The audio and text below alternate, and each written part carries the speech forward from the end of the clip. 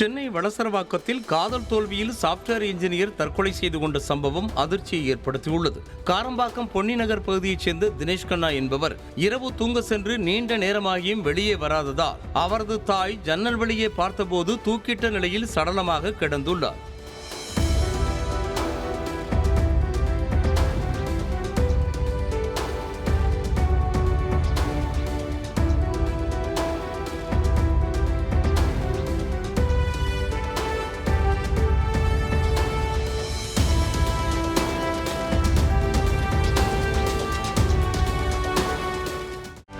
செய்திகளை உடனுக்குடனும் துல்லியமாகவும் தெரிந்து கொள்ள சப்ஸ்கிரைப் பண்ணுங்க.